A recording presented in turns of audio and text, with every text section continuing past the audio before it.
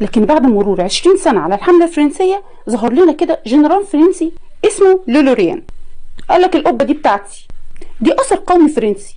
لا يا شيخ، ده مش أثر قومي فرنسي وبس، ده كمان لازم يرجع لوطنه.